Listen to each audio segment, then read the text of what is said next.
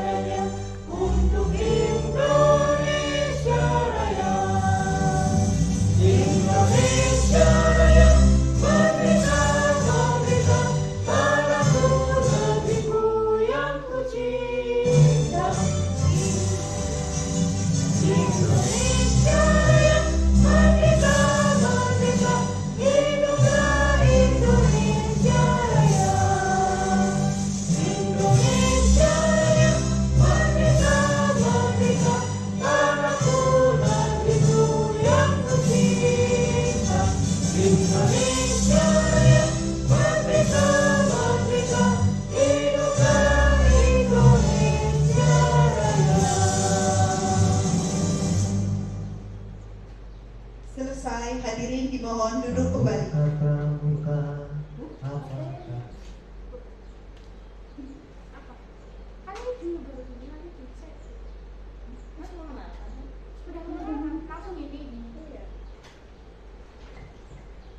Bapak Ibu yang berbahagia, adapun konsep inti budaya positif adalah yang pertama perubahan paradigma belajar, yang kedua disiplin positif, yang ketiga nilai-nilai kebajikan, yang keempat kebutuhan dasar manusia, yang kelima motivasi perilaku manusia, yang keenam posisi kontrol guru, yang ketujuh keyakinan kelas, dan yang terakhir tentang segitiga restitusi. Mari kita lihat satu persatu. Yang pertama, tentang perubahan paradigma. Jadi dulu kita mengajar hanya tentang bagaimana mentransfer ilmu. Sekarang pembelajaran dengan paradigma baru itu prinsipnya adalah berpusat kepada siswa dengan ada wujud profil pelajar Pancasila.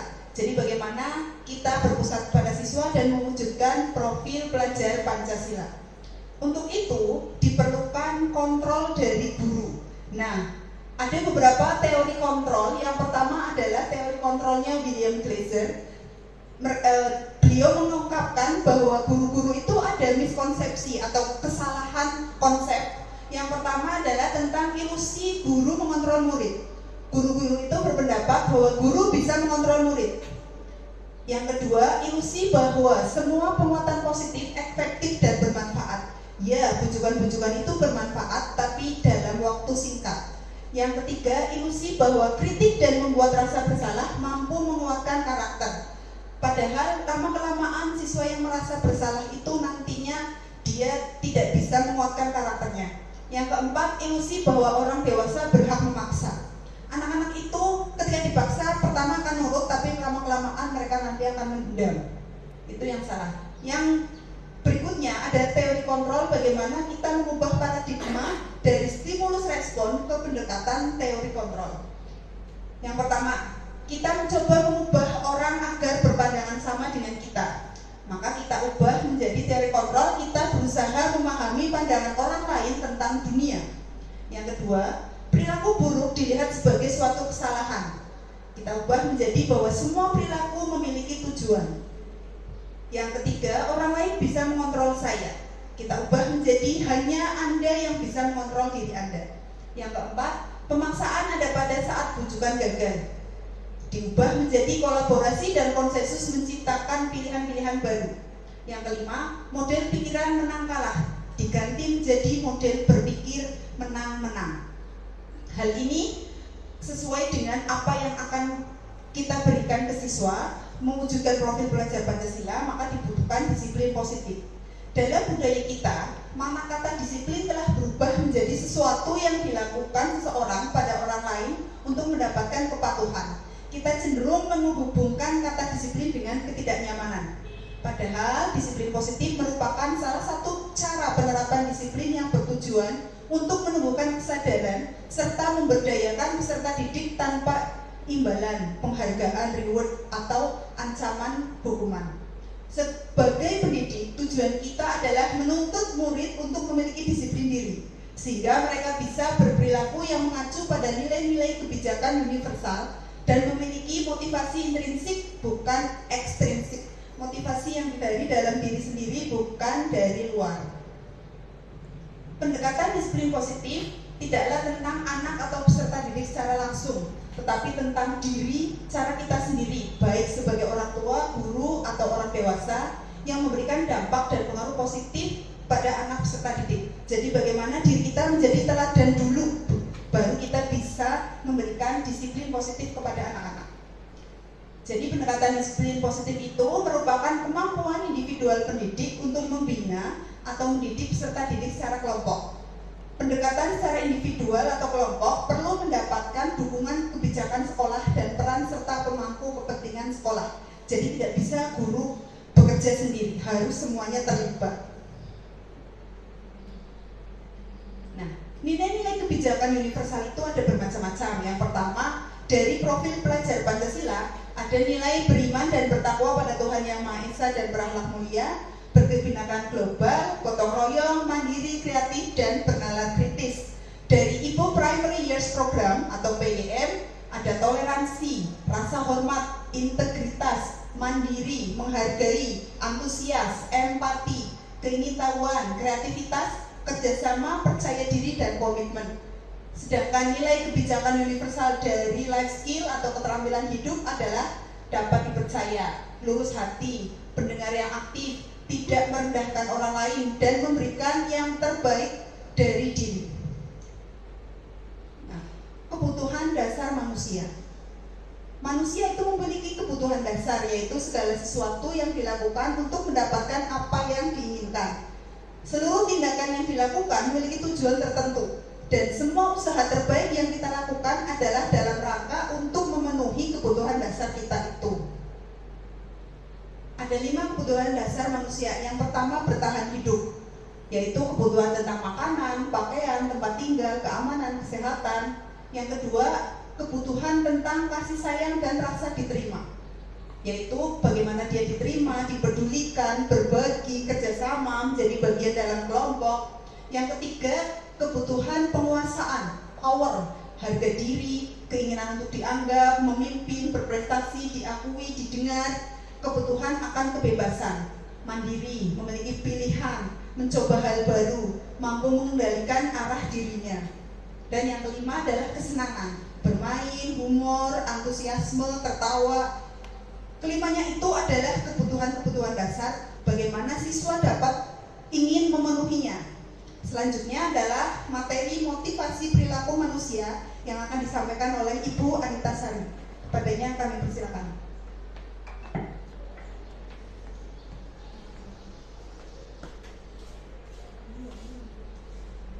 Terima kasih untuk waktunya Ibu Titin. Assalamualaikum warahmatullahi wabarakatuh. Selanjutnya saya akan menjelaskan tentang motivasi perilaku manusia. Menurut Dan Gosen pada bukunya, motivasi perilaku manusia itu ada 3. Yang pertama, untuk menghindari ketidaknyamanan atau menghindari hukuman. Ini merupakan motivasi terendah dari 3 motivasi menurut beliau. Biasanya untuk motivasi ini siswa atau perilaku seseorang itu mengungkapkan apa yang akan terjadi jika kita tidak melakukan hal tersebut. Jadi pada motivasi ini anak itu menghindari hukuman, melakukan kebaikan karena takut dihukum. Jadi bukan karena masuk dari dirinya sendiri. Maka motivasi ini merupakan motivasi eksternal. Yang kedua, motivasi yang kedua itu untuk mendapatkan imbalan atau penghargaan. Pada motivasi ini naik 1 tingkat dari motivasi menghindari hukuman, karena untuk melakukan hal baik atau melakukan hal-hal tertentu ini biasanya anak atau seseorang itu hanya mengiming-iming imbalan atau penghargaan. Biasanya untuk angan-angan atau kalimatnya, apa yang akan saya dapatkan kalau saya melakukan hal tersebut. Jadi kalau tidak mendapatkan apa-apa, berarti tidak melakukan hal baik atau hal tertentu. Maka untuk motivasi ini merupakan motivasi eksternal. Yang ketiga, untuk menghargai diri sendiri. Motivasi ini merupakan motivasi yang muncul dari dirinya sendiri, motivasi internal. Jadi motivasi ini biasanya seseorang itu melakukan hal-hal baik bukan karena ada hukuman, bukan karena ada penghargaan, tapi biasanya apa yang saya dapatkan, apa yang saya bisa melakukan untuk hal baik tersebut. Kalau biasanya kita melakukan berarti dengan ikhlas karena mendapatkan pembelajaran dan hal-hal baik. Selanjutnya menurut Ki Hajar Dewantara, untuk motivasi internal, merdeka itu artinya tidak hanya terlepas dari perintah, akan tetapi juga cakap buat memerintah diri sendiri. Berarti ini untuk menciptakan disiplin positif, dan sikap merdeka ini biasanya untuk motivasi intrinsik. Oke, selanjutnya untuk hukuman dan konsekuensi, di sini ada perbedaan. Kalau hukuman itu biasanya hanya satu arah, jadi hanya bapak ibu guru yang tiba-tiba langsung memberikan entah itu berupa fisik atau kalimat yang menyakitkan. Jadi ini bersifat tiba-tiba atau spontanitas. Jadi untuk hukuman itu biasanya murid tidak tahu apa yang akan terjadi. Jadi tidak terlibat dalam dalam pihak memberikan sanksi. Jadi siswa itu tidak tahu, atau mungkin mereka itu tahu kesalahan dan mendapatkan hukuman. Jadi ini tidak sepakati, hanya satu pihak. Untuk pembelajaran di sini adalah proses yang kompleks, jadi perlu pendekatan yang tepat agar tercipta lingkungan belajar yang efektif. Dalam proses pembelajaran, penghargaan dan hukuman adalah dua aspek penting yang harus diperhatikan. Keduanya juga dapat memberikan dampak besar pada motivasi dan perilaku siswa dalam belajar. Di sini hukuman adalah bentuk konsekuensi atas perilaku siswa yang tidak sesuai dengan aturan atau norma yang berlaku. Hukuman dapat membentuk perilaku siswa agar lebih baik dan mengurangi perilaku negatif. Namun, hukuman juga dapat memiliki dampak negatif jika tidak diberikan dengan tepat. Jadi biasanya di sini hukuman itu hanya sepihak dan hanya satu arah. Untuk konsekuensi sendiri, ini sudah disepakati, sudah dibahas, sudah disetujui baik oleh guru dan murid. Jadi murid pun tahu segala sesuatu yang harus mereka lakukan, dan ketika mereka melanggarnya, siswa pun tahu konsekuensinya. Jadi kalau konsekuensi itu dua arah, baik murid dan guru, ini sudah kesepakatan bersama, bahkan di kelas maupun di sekolahan. Ini untuk penghargaan adalah bentuk pengakuan atas pencapaian siswa dalam belajar.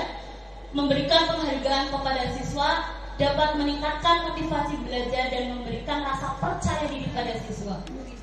Penghargaan juga dapat memotivasi siswa untuk terus berusaha dan lebih berprestasi. Terlambat lagi karena terlambat sekolah. Ini merupakan hukuman atau konsekuensi. Merupakan hukuman. Ada yang jawab konsekuensi? Tidak ada. Yang kedua, murid diminta berjalan.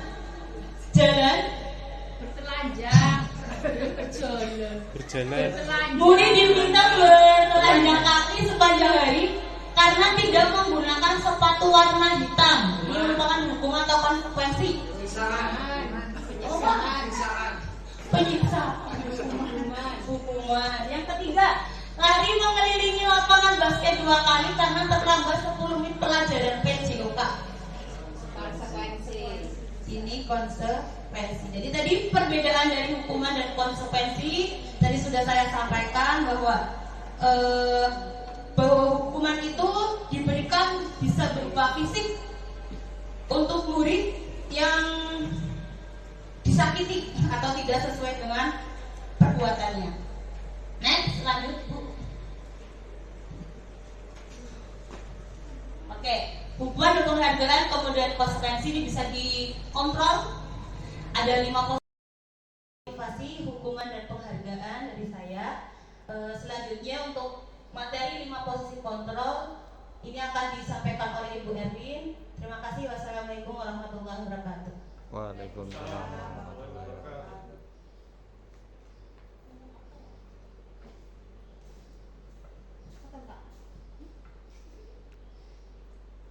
Bismillahirrahmanirrahim. Assalamualaikum warahmatullahi wabarakatuh. Waalaikumsalam warahmatullahi wabarakatuh. Selamat siang Bapak Ibu. Siang.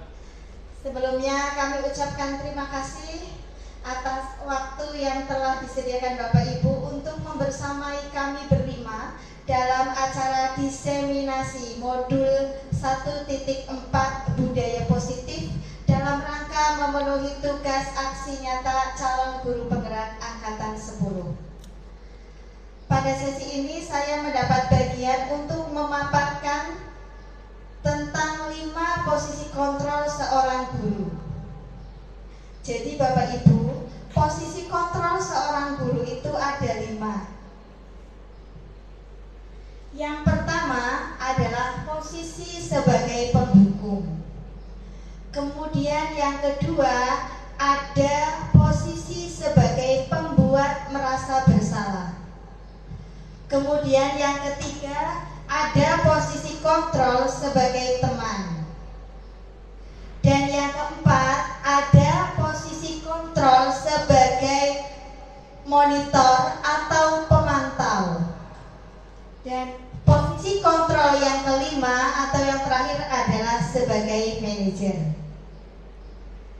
Nah, Bapak Ibu, sebelum saya sedikit memberikan pemahaman dan belajar bersama-sama tentang seperti apa sih posisi kontrol seorang burung itu, alangkah baiknya marilah kita saksikan sebentar tayangan video berikut.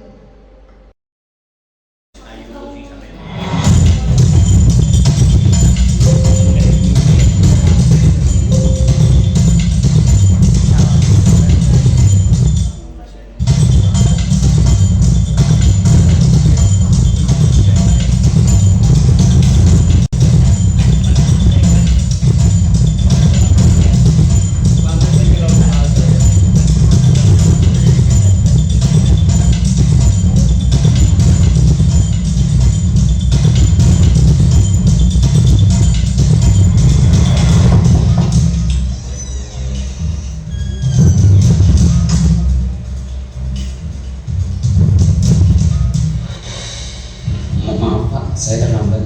Dani, kamu tahu nggak sekarang ini jam berapa?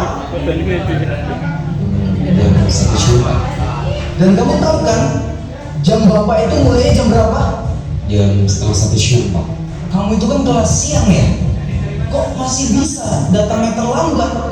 Maaf Pak, sebenarnya saya Udah, sebagai hukumannya, ulurkan kedua tangan kamu. Ingat ya, yang lainnya jangan mencontoh Dani. Kalau kalian nyontoh, ada nih yang ngajarin dia lagi. Masih tahu akibatnya. Dulu. Oke, anak-anak sekalian, buka halaman 120. Silakan kalian baca dulu tuh bab 2. Bila ada yang ingin ditanyakan, langsung tanyakan kepada Bapak.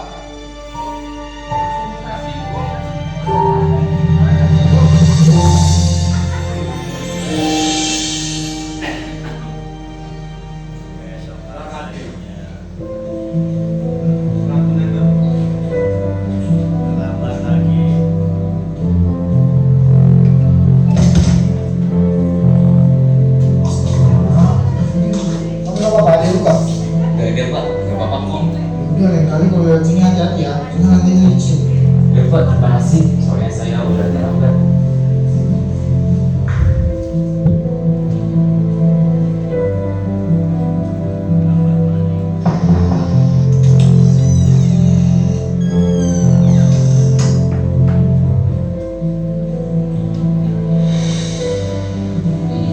Maaf Pak, saya terlambat. Dani lagi, kenapa ya? Bisa jadi anak disiplin seperti apa ya? Teman-teman kamu nih yang lain bisa datang tepat waktu. Bahkan ya, sebelum mereka sudah datang. Maaf Pak, sebenarnya tadi Udah, Dani, diam. Bapak nggak mau dengar apapun alasan kamu.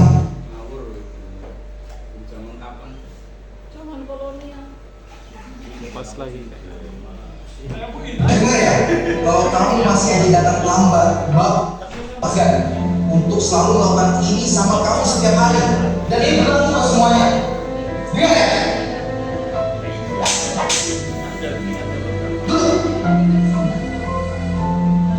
Ya sudah, yang lain perhatikan kembali. Kita lanjutkan pelajaran yang sebelumnya.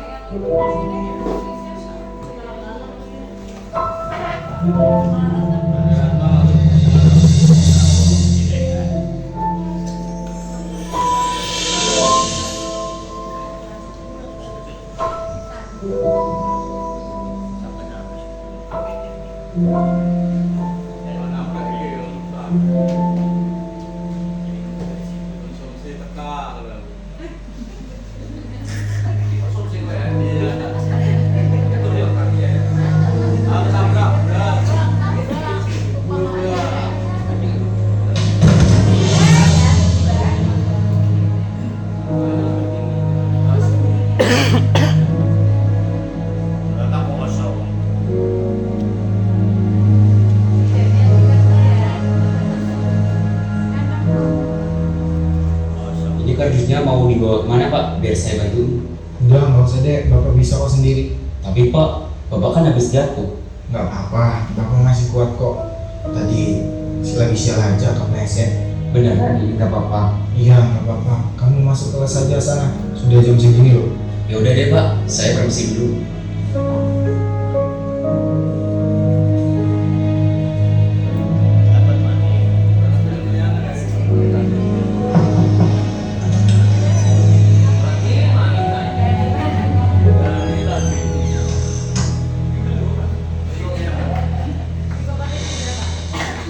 Maaf Pak, saya terlambat. Dani, kamu lagi. Kamu itu nggak kapok-kapok ya, Bapak kasih hukuman. Kamu itu kan masuk siang loh. Kok bisa sampai terlambat seperti ini loh? Maaf Pak, saya... Udah, capek Bapak Dani. Langsung aja, sini tangan kamu.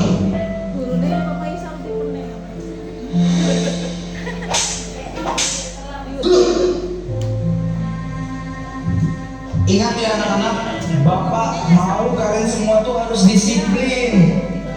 Jangan mencontoh Dani. Datang ke sekolah seenaknya aja. Datang terlambat. Gimana mau sukses nantinya? Gak akan bisa sukses hal seperti itu ke depannya.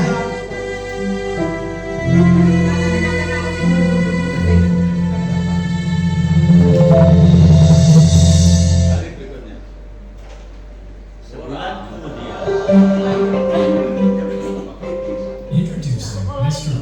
Len Murray. Halo. Sekolah sistem.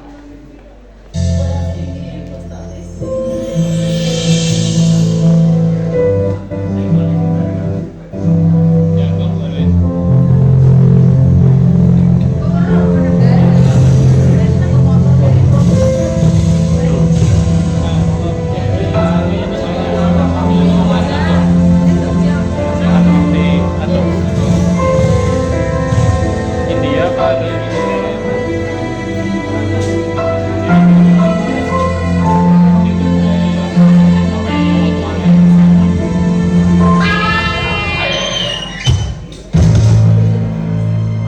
Astagfirullah.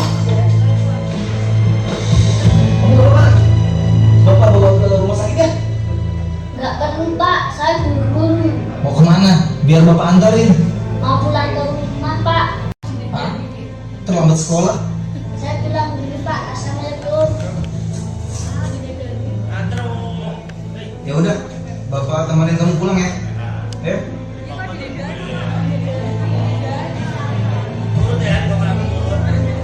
gue jalan sepatu.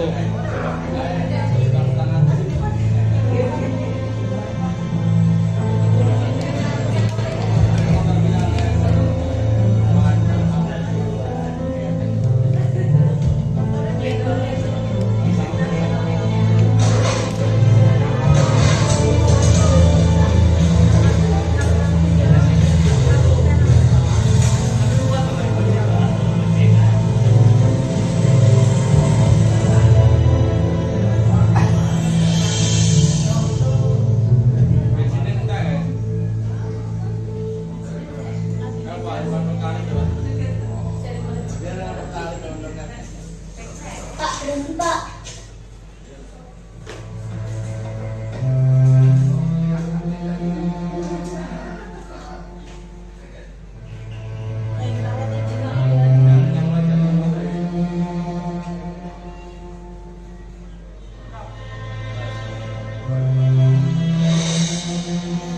Maaf ya, kita terlambat.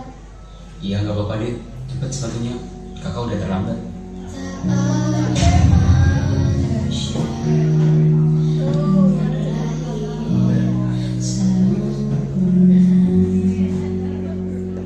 Jangan kau sesali segala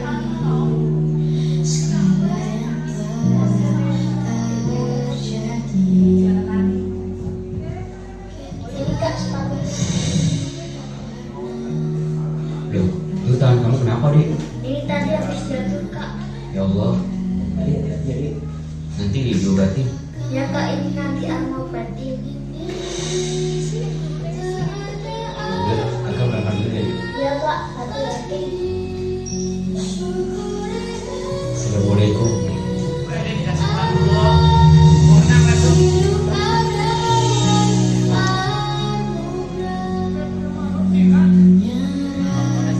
Jangan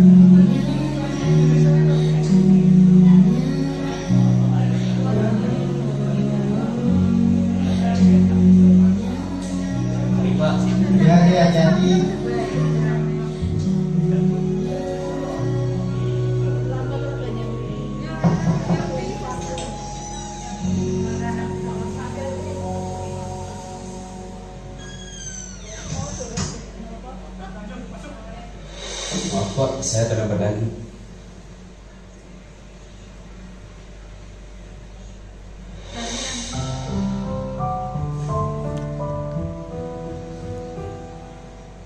Mas Dani, maafkan Bapak ya.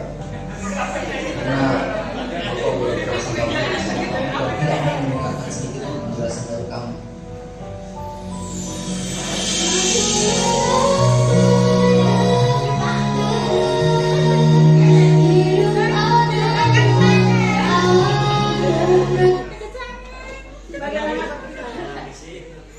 Bagaimana Bapak Ibu? Apakah ada yang memberikan bawang tadi? Ada.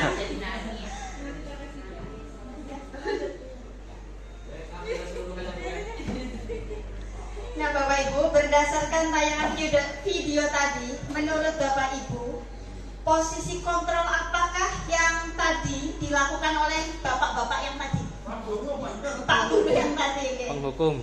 Penghukum. Ya. Kira-kira di sekolah kita tercinta ini ada yang masih seperti itu, mboten nggih?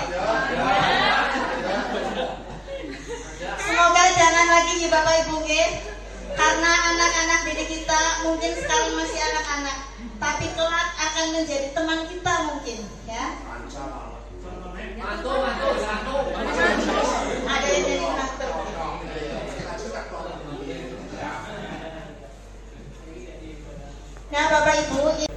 Nah Bapak Ibu, ini ada salah satu contoh kasus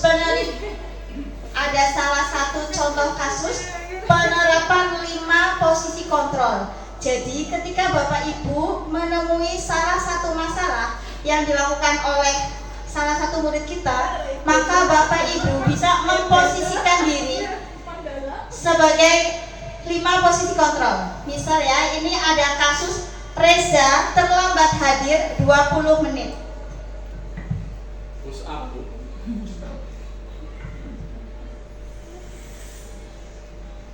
Jika Bapak Ibu menggunakan posisi kontrol sebagai penghukum, bisa jadi Bapak Ibu akan mengeluarkan kata-kata seperti, Reza, lagi-lagi ya kamu ya? Itu ya Bapak Ibu ya. Jadi ketika posisi penghukum itu, nada bicara dari Bapak Ibu itu akan meninggi, ya. Kemudian akan menyakiti hati murid, dan saya yakin tanpa disadari murid itu pasti akan menyimpan rasa dendam kepada kita, ya. Padahal usia kita itu nanti paling hanya berapa sih ya? Makanya saya di sini minta tolong sekali kepada Bapak Ibu, tolong sayangi murid-murid kita dengan penuh kasih, karena tugas guru adalah menuntun, yang lemah lembut. Kemudian ketika posisi kontrol Bapak Ibu sebagai pembuat rasa bersalah, maka kata-kata yang dituturkan Bapak Ibu misalnya, gimana sih nak, kalau saya ditegur sama Bapak KS gimana, kamu terlambat terus, kan bu gurunya gak enak. Nah nanti efek yang ditimbulkan kepada siswa, nanti siswa ini akan merasa bersalah, ya Allah gara-gara saya ya nanti Bu Erlinnya dimarahin Bapak KS misalnya begitu. Itu contoh dari pembuat rasa bersalah. Kemudian yang ketiga, ada posisi sebagai teman. Jadi ketika posisi kontrol Bapak Ibu sebagai teman, maka murid itu akan merasa nyaman dengan kita. Misal, tadi Reza datang terlambat. Misalnya bertemu dengan saya, Reza, kamu kan juara lari ya nak, kok terlambat? Nanti kan Rezanya ceritanya ini, manja-manja, iya sih bu, soalnya saya terlambat bu, lupa nggak nyalain alarm misalnya begitu. Kemudian nanti sayanya merespon, ya sudah nggak apa-apa, karena sana cepet kamu masuk kelas, urusan absen beres, tuh misalnya begitu. Nah, nanti efek yang ditimbulkan kepada siswa adalah siswa itu akan bergantung kepada guru tertentu, ya. Dan siswa itu juga rasa sukanya itu pun akan kepada guru tertentu, karena saya yakin perlakuan setiap guru itu berbeda-beda. Kemudian untuk posisi pemantau,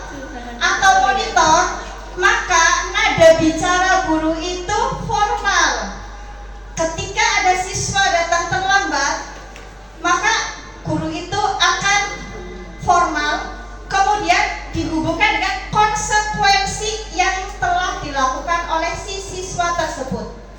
Misalnya ada siswa terlambat, nanti Bapak Ibu gurunya menyapa.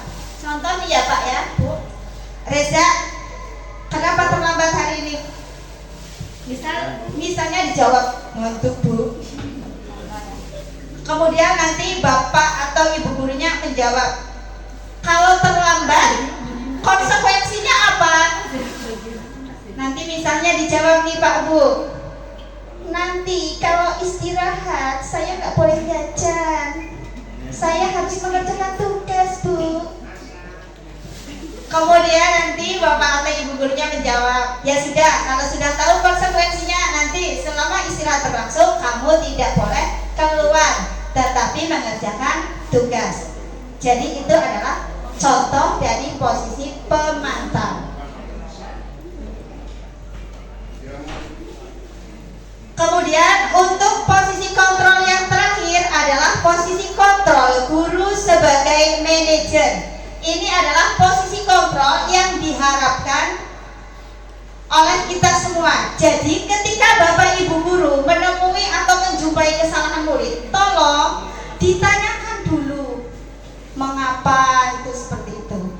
Contoh tuturan yang bisa disampaikan oleh Bapak Ibu ketika menjumpai siswa kita yang terlambat, misalnya dengan tuturan, apakah kamu meyakini keyakinan sekolah kita tentang jam berapa kamu berangkat ke sekolah?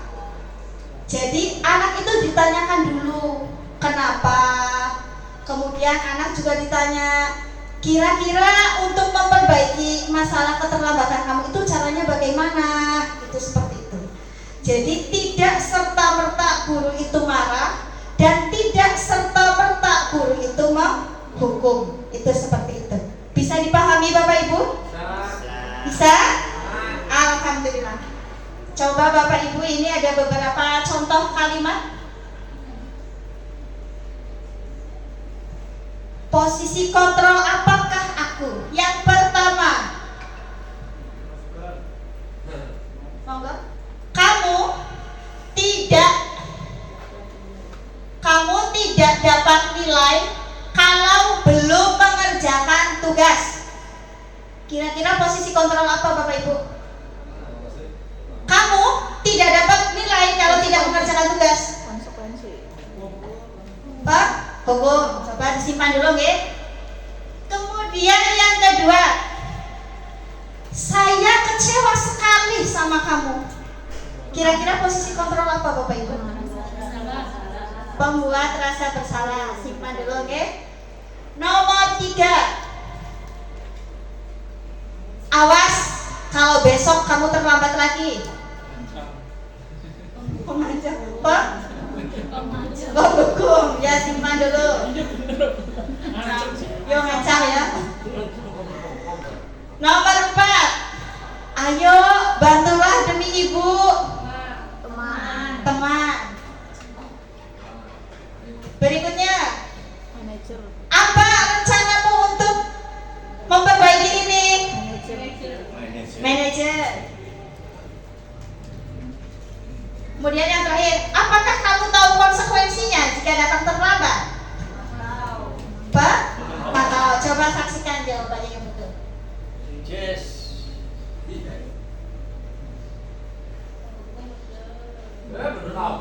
Betul, tepuk tangan untuk kita semua.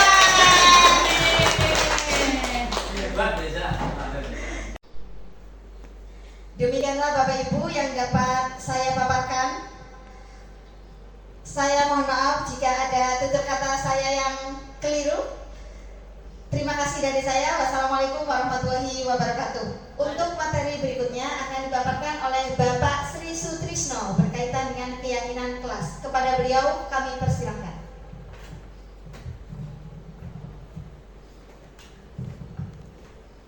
Terima kasih Bu Erlin. Selamat siang Bapak Ibu Guru. Siang. Assalamualaikum warahmatullahi wabarakatuh. Waalaikumsalam warahmatullahi wabarakatuh. Pada siang hari ini saya akan memaparkan materi tentang keyakinan kelas, ya, tugas modul 1.4. CGP angkatan 10 Kabupaten Brebes. Keyakinan kelas itu metode untuk menimbulkan kembali disiplin positif yang disertai oleh motivasi dari dalam diri. Keyakinan kelas itu merupakan kesepakatan kelas yang diyakini bersama oleh guru dan peserta didik selama proses pembelajaran berlangsung. Keyakinan kelas yang dibuat bersama murid akan memberikan dampak positif di kelas, yakni yang pertama itu meningkatkan motivasi belajar murid. Kemudian yang kedua, menciptakan lingkungan belajar yang positif. Yang ketiga, meningkatkan disiplin diri. Yang keempat, meningkatkan kerjasama dan gotong royong murid. Naik, Bu. Yang mana yang merupakan keyakinan kelas? Menurut Bapak Ibu, pertama, berdoa sebelum memulai dan sesudah kegiatan pembelajaran. Itu merupakan apa? Keyakinan kelas ya? Keyakinan kelas. Oke. Kemudian yang kedua, membuang sampah pada tempatnya. Itu peraturan apa keyakinan kelas? Keyakinan kelas. Keyakinan kelas. Oke, baik. Saling menghargai dan menjaga kekompakan kelas 9C. Ini keyakinan ya. Keyakinan. Terus menjaga etika sopan santun. Keyakinan juga. Musyawarah saat mengambil keputusan dalam memecahkan masalah yang berkaitan dengan kelas 9C. Itu juga keyakinan ya. Oke. Sekarang kenyataan ini misalnya dilarang makan saat pelajaran. Peraturan. Itu peraturan. Oke. Dilarang melakukan keributan. Peraturan juga ya. Wajib memperhatikan pelajaran. Ini peraturan apa keyakinan? Peraturan juga. Oke. Wajib bersikap sopan santun. Itu juga peraturan. Jadi di bagian ini merupakan peraturan. Naik Bu. Sekarang pembentukan keyakinan kelas. Pembentukan keyakinan kelas itu sifatnya adalah abstrak. Terus yang kedua berupa pernyataan universal. Ya. Kemudian dibuat dalam pernyataan yang positif. Sedikit saja agar mudah diingat. Jadi tidak usah banyak-banyak. Kemudian yang kedua, yang selanjutnya sesuai dengan kondisi kelas dan sekolah sehingga mudah diterapkan. Dan yang terakhir, semua warga sekolah atau warga kelas dilibatkan saat membuat keyakinan kelas. Lalu tentukan keyakinan dari peraturan berikut. Contohnya ini, selalu kembalikan buku ke tempatnya. Ini tanggung jawab. Kemudian dilarang mengganggu orang lain. Maksudnya apa? Saling menghargai. Oke. Terus hadir di sekolah 15 menit sebelum pembelajaran. Disiplin. Oke, baik, bagus sekali. Bergantian atau menunggu giliran.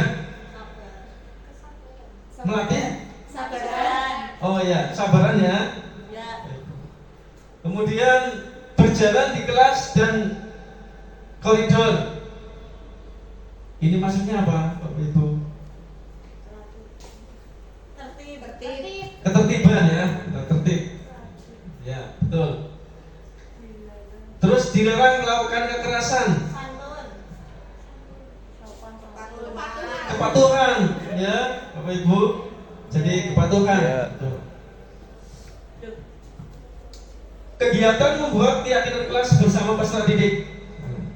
Ini contohnya adalah berdiskusi mengenai peraturan kelas, kemudian merumuskan keyakinan kelas, serta ini contohnya menempelkan keyakinan kelas yang telah disepakati, ya, disepakati bersama. Begitu kira-kira Bapak Ibu. Saya rasa sudah paham semuanya, ya. Demikian yang dapat saya sampaikan. Terima kasih. Kami akhiri, wabillahi taufiq wal hidayah. Wassalamualaikum warahmatullahi wabarakatuh. Waalaikumsalam. Untuk selanjutnya Untuk selanjutnya materi akan disampaikan oleh Ibu Dian Retno Konstuti ya mengenai segitiga restitusi. Kepadanya kami persilakan.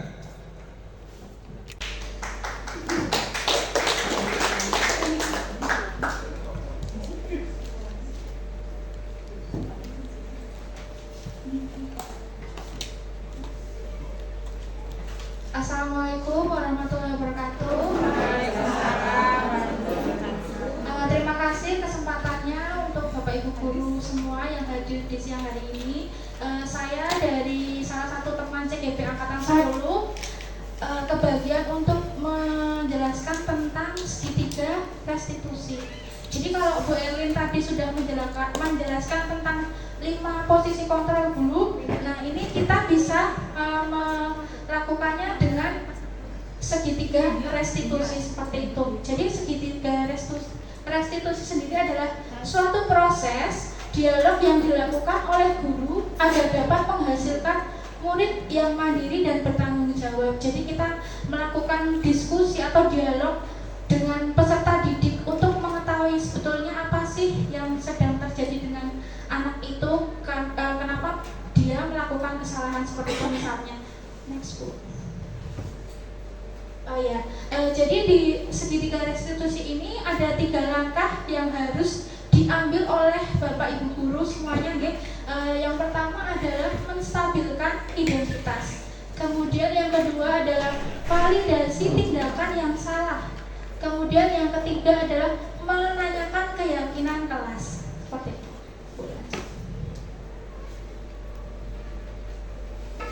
Yang pertama adalah menstabilkan identitas, yaitu berdasarkan prinsip membuat kesalahan adalah bagian dari proses pembelajaran. Jadi kalau di zaman dahulu tuh kadang kalau kita buat kesalahan atau zamannya kita waktu kita masih sekolah, kalau kita buat kesalahan, misalkan Bapak Ibu guru kita memarahi, kamu kenapa terlambat, misalnya seperti itu, kita akan langsung merasa bersalah. Kemudian, besok aku tidak boleh terlambat lagi seperti itu. Tapi kalau untuk anak zaman sekarang, mungkin kita tidak bisa menjalankan maksudnya mengikuti cara lama seperti itu ya Bapak Ibu. Jadi yang pertama ini adalah menstabilkan identitas, yaitu menggeser identitas gagal ke identitas sukses. Contohnya kita seperti ini, misalkan berbuat salah itu wajar, atau dengan kata-kata tidak ada manusia yang sempurna, semua orang pasti pernah membuat kesalahan. Jadi anak itu walaupun berbuat salah, dia akan merasa kita tidak menyalahkan, tetapi kita bisa memahami kesalahan tersebut.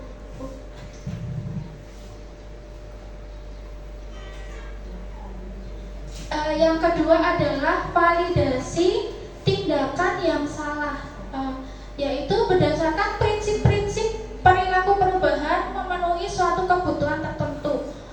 Yang kedua, guru akan bergeser dari pemikir stimulus respon menjadi proaktif. Dan yang ketiga adalah mengenali atau mengakui kebutuhan murid akan perbaikan hubungan dengan murid. Contohnya misalkan ini ada anak terlambat, kemudian kamu pasti punya alasan kenapa kamu melakukan hal itu, atau misalkan ada anak yang tidak mengerjakan tugas, kita jadi jangan langsung kamu kenapa nggak mengerjakan tugas, kan sudah dikasih tahu dari seminggu yang lalu hari ini harus dikumpulkan, misalnya seperti itu. Nah kalau itu kita tanya baik-baik, kenapa kok tidak mengerjakan tugas, alasannya apa, jadi nanti anak akan terbuka seperti itu. Misalkan saya ketiduran Bu, lupa, jadi kita nanti oh ya udah, wajar kalau lupa, ibu juga kadang lupa seperti itu. Jadi nggak bisa galak-galak gitu. Selanjutnya menanyakan keyakinan kelas, ini yang 3 langkah yang terakhir yang harus kita lakukan, yaitu murid akan diberi pertanyaan-pertanyaan bermakna untuk memunculkan motivasi secara intrinsik, jadi motivasi dalam dirinya. Yang kedua adalah mampu mengaitkan keyakinan dengan tindakan yang salah. Misalkan dalam kelas itu sudah membuat keyakinan, misalkan apa keyakinan kelas kita. Misalkan kalau tidak mengerjakan tugas, keyakinan kelasnya apa, seperti tadi tidak ditanya. Kemudian nilai-nilai apa yang harus disepakati bersama. Dan yang ketiga itu contohnya seperti apa gambaran sebuah kelas yang ideal menurut kami. Jadi kita tanya setelah kita mengetahui alasan anak tersebut membuat kesalahan, jadi kita bersama-sama mencari solusi yang akan dilakukan untuk anak tersebut memperbaiki kesalahan yang dilakukan. Dan selanjutnya Ibu.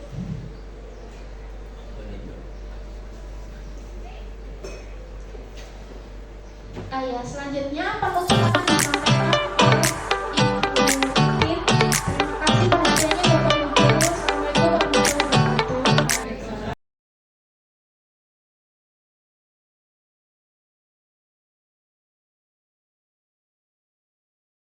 Sebagai penutupan, demikianlah penjelasan mengenai segitiga restitusi sebagai upaya yang telah dapat dilakukan untuk mewujudkan budaya positif di sekolah. Tentunya untuk mewujudkan hal ini membutuhkan proses yang tidak singkat. Selain itu, proses ini juga membutuhkan keterlibatan semua warga sekolah.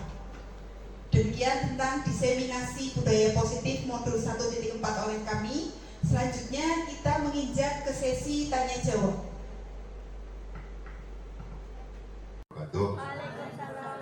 Terkait dengan apa yang disampaikan oleh penyaji soal kekerasan terhadap anak, saya terus terang saja, saya dengan kategori yang ke siswa keras. Ini mohon maaf, ada sedikit pertanyaan. Kekerasan atau ucapan yang gak keras itu muncul bukan karena rekayasa dari guru, tapi belajar dari lingkungan. Bahwa anak-anak kita itu, mohon maaf yang sebesar-besarnya, kita itu dijajah sama Belanda, beda dengan Singapura, Malaysia dijajah oleh Inggris. Bukan saya ini orang sejarah terus bicara sejarah, memang masa lalu kita itu berbeda dengan bangsa yang lain. Bangsa ini diperbudak oleh Belanda, turun-temurun dijajah, kita diperlakukan oleh Belanda dengan sangat kasar. Sehingga kekerasan terus-menerus seakan-akan dari turun-temurun, bahwa pendidikan dengan kekerasan memang akan meninggalkan kekerasan-kekerasan yang lain. Apalagi setiap keluarga di rumah itu memiliki latar belakang yang berbeda. Ada anak yang ngomong, "Nok, tanio, ya ketang." Tapi anak orang tua dong orang gebrek ngomong, "Oh, balik, sore." Orang juga tak, bocah saya ini ngomong halus orang laku. Jadi ini sistem ini memang harus dibangun. Jadi alhamdulillah guru-guru TGP ini ya sudah mulai mengerti bagaimana merubah satu sistem yang turun-temurun dengan cara kekerasan. Pertanyaan saya, apa yang harus dilakukan kita kalau lingkungan ini di masyarakat kita itu, maaf ya, ini dari rumah ke rumah, dari masyarakat, umumnya orang tua saja menyuruh anaknya dengan cara yang suaranya keras gitu, Bu. Itu saja. Jadi solusinya bagaimana? Karena sebenarnya hanya 30% kita bersama mereka, 70%-nya itu ada di rumah. Sekian dari saya. Assalamualaikum warahmatullahi wabarakatuh.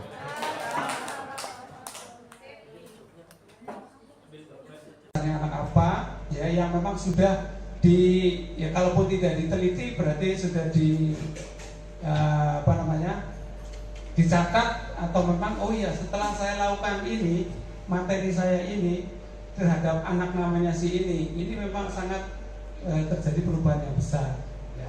Jadi pertanyaannya adalah praktek baik apa yang sudah panjenengan lakukan dan memang dialami, tapi dialami setelah dengan cara-cara yang sedang dipelajari. Demikian, terima kasih.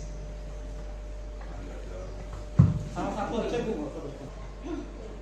Sebelum diakhiri tadi ada pertanyaan ya dari Bapak Tobirin SPD kepada Ibu Erlin MPD, kami persilakan untuk menjawabnya. Baiklah, terima kasih Bu Titin. Saya akan menanggapi pertanyaan dari Bapak Tobirin SPD.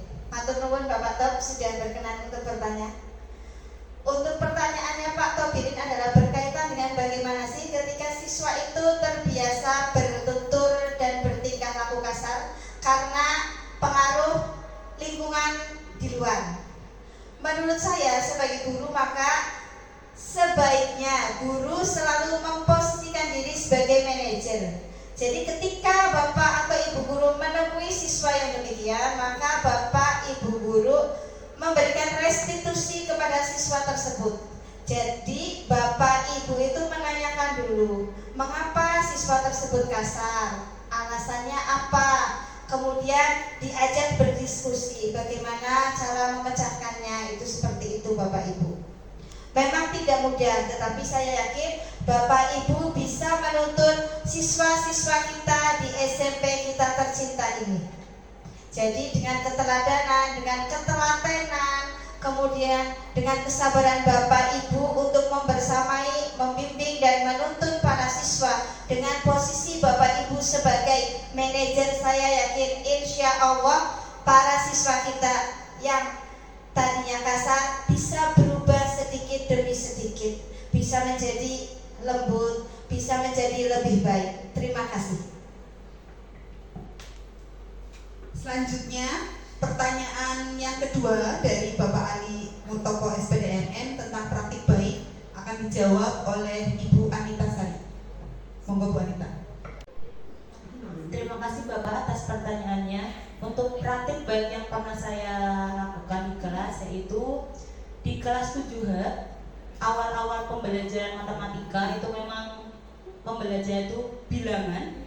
Jadi siswa harus mengetahui dasar pembelajaran matematika, yaitu perkalian, pembagian, kemudian penjumlahan dan pengurangan.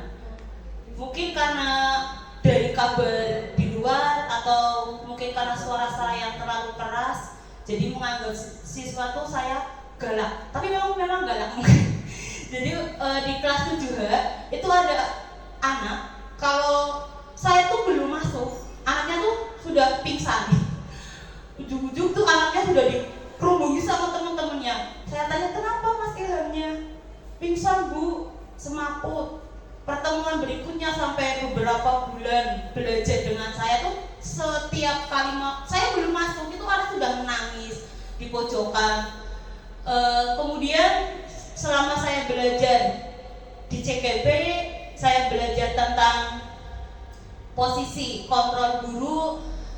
Mungkin saya juga harus merubah yang tadinya mungkin membuat merasa bersalah. Saya meningkatkan diri sebagai teman dengan berkolaborasi juga dengan teman kelas 7H, karena memang satu sisi dari anak tersebut juga susah bergaul, susah bersosialisasi, bahkan sampai kalau tugas untuk berkelompok pun dia selalu menyendiri.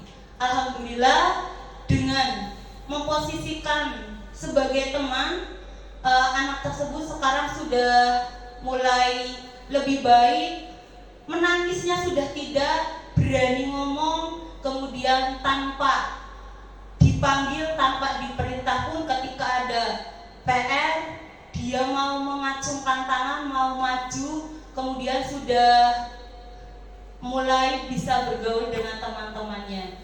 Jadi seperti itu Bapak pengalaman dari saya.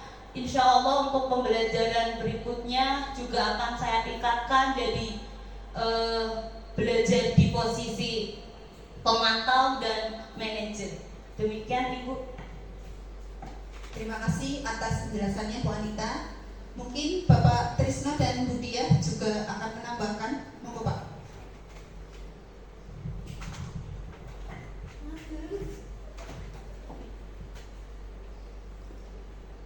Saya akan menambahkan dari jawaban dari Bu Anita. Saya juga pernah punya pengalamannya.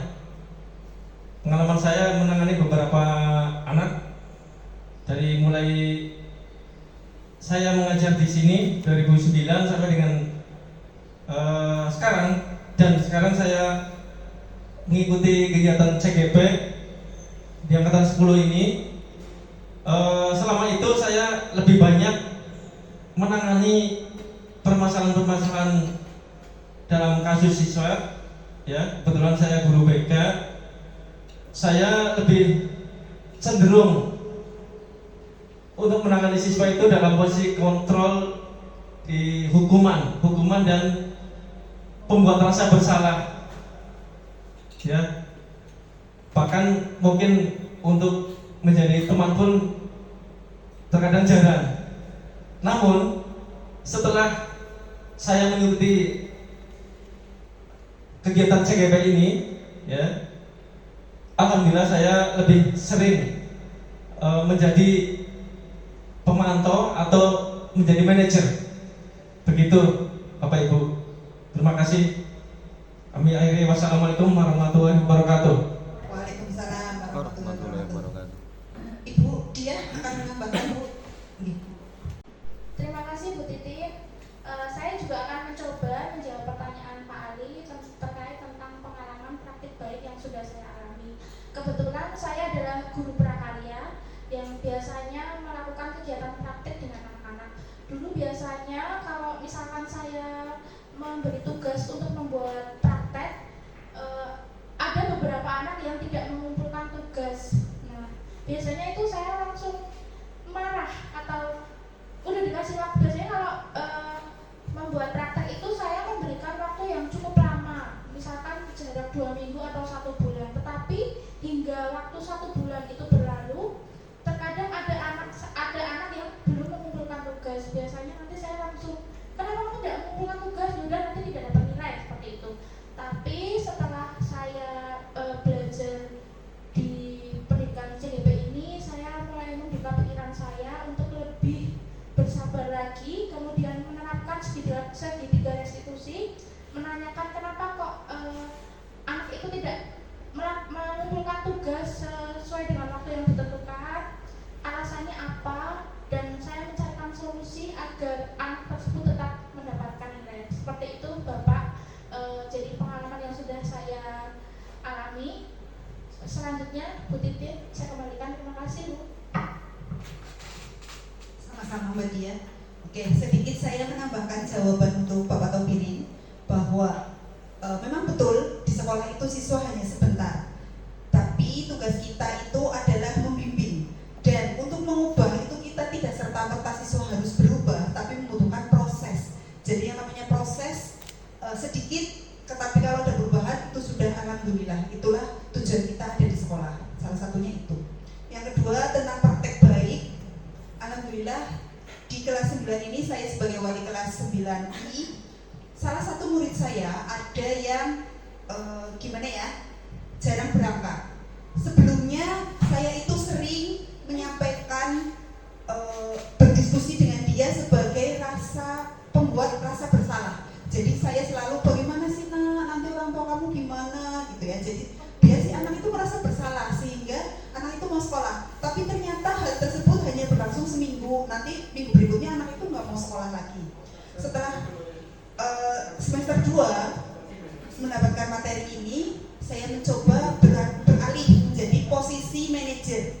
Nah, setelah saya diskusi dengan anak tersebut, terus kita sama-sama mencari solusi, alasannya apa, alhamdulillah sejak saat itu sampai saat ini anak tersebut mau berangkat sekolah terus. Demikian praktek baik yang sudah saya laksanakan di sini.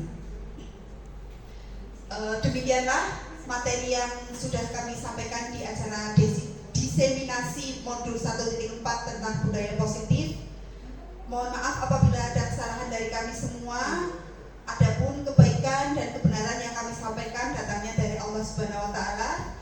Kita akhiri dengan ucapan hamdalah. Alhamdulillahirabbil alamin. Assalamualaikum warahmatullahi wabarakatuh.